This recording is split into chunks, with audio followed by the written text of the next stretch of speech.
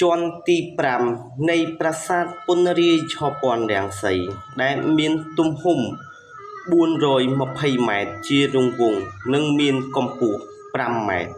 ដែលចង់មកនិយាយនឹងរៀបរាប់នៃការប្រមូលផ្ដុំរូបសំណាកព្រះពុទ្ធសាសនានិងព្រហ្មញ្ញសាសនាយកមកឆ្លាក់ចារនៅខាងក្រៅជុំវិញតួប៉មនៃប្រាសាទជាន់ទី5ដែលមកចង់រៀបរាប់និងនិយាយថាដល់ពេលវេលាដែលយើងត្រូវរួបរួមគ្នាជាធ្លុងមួយកាលពីមួយសម័យកាលទៅមួយសម័យកាលប្រទេសយើងតែងតែមានចំនួនផ្ទៃក្នុងជានិច្ចក្នុងយុគសម័យនេះសូមអរតនានិមន្តយាងអស់ទសបរមីដែលថែរក្សានៅជ្រោះជ្រងជ្រលងដងអូអរតនានិមន្តយាងលោកមកគង់ប្រថាប់នៅទីស្ថាននេះដើម្បីធ្វើឲ្យខ្មែររួបរួមគ្នាជាធ្លុងមួយការពារថែរក្សាសម្បត្តិបេតិកភណ្ឌជាតិនៅជាន់ទី5នេះដែលពាក់ព័ន្ធទៅនឹងព្រះពុទ្ធសាសនានិងព្រហ្មញ្ញសាសនាជាក់ស្ដែងយើងតែងតែមានការវែកញែកថ្លឹងថ្លែងត្រិះរិះនិងពិចារណារកហេតុផលខុសត្រូវគុណទោសជានិច្ចយើងត្រូវចងចាំថាកាលពីយុគសម័យមុនព្រះអង្គដែលលោកបានធ្វើប្រាសាទនានានិងធ្វើពិធីបួងសួងបូជាយញ្ញគឺឧទ្ទិសទៅដល់ព្រហ្មញ្ញសាសនាដូចនេះ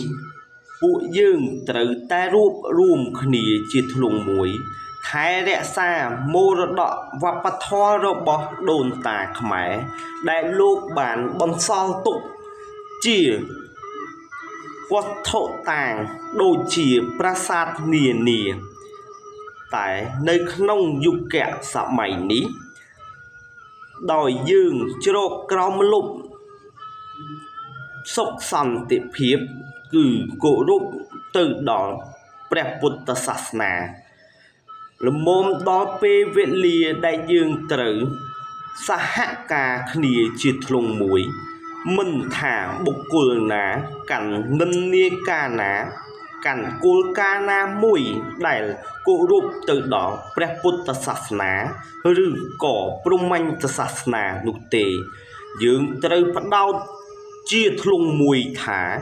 យើងឈរនៅលើទឹកដីមហានគរយើងគោរពទង់ជាតិសាសនាព្រះមហាក្សត្រ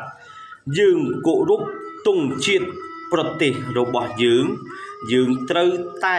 មានផ្នត់គំនិតឆន្ទៈធ្វើឲ្យប្រទេសយើងរីកចម្រើនថែរក្សាមរតកវប្បធម៌ដង្កល់ជាអមតៈដើម្បីថែរក្សាឲ្យកូនខ្មែរជំនាន់ក្រោយគោរពបូជា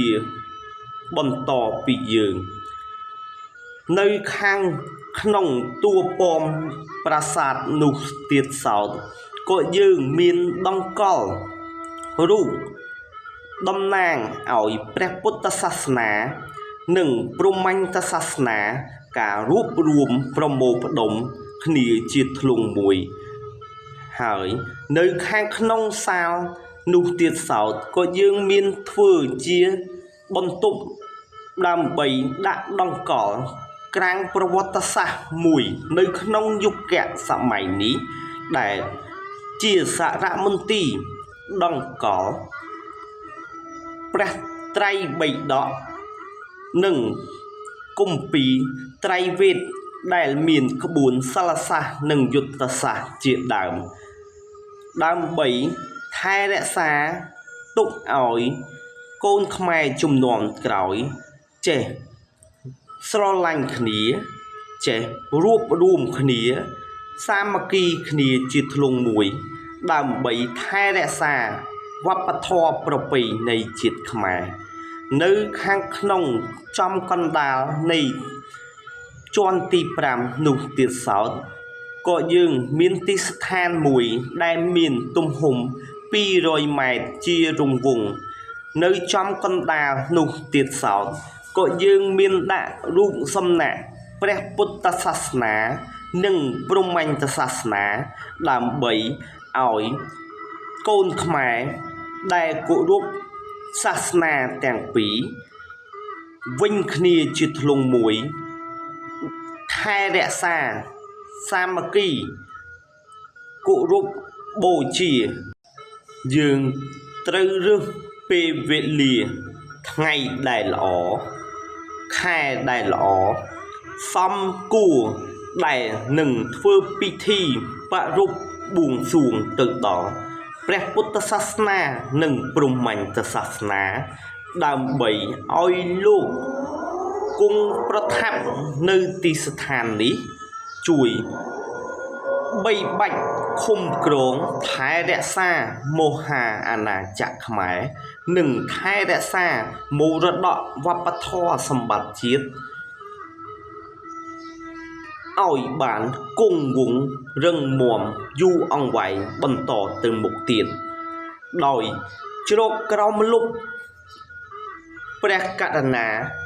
ព្រះបាទសម្ដេចបរមនាថនរោត្តមសីហមុនីព្រះមហាក្សត្រនៃព្រះរាជាណាចក្រកម្ពុជានិងក្រោមការគូសវាសចង្អុលបង្ហាញរបស់សម្ដេចអគ្គមហាសេនាបតីតេជោហ៊ុនសែនអតីតនាយករដ្ឋមន្ត្រីនៃព្រះរាជាណាចក្រកម្ពុជានិងប្រមុខថ្នាក់ដឹកនាំសម្ដេចបវរធិបតីហ៊ុនម៉ាណែតនាយករដ្ឋមន្ត្រីនៃព្រះរាជាណាចក្រកម្ពុជាដល់ពេលវេលាដែលយើងត្រូវព្រួតដៃគ្នាសហការគ្នាសាមគ្គីការពារថែរក្សាបូរណភាពដែនដីខ្មែរ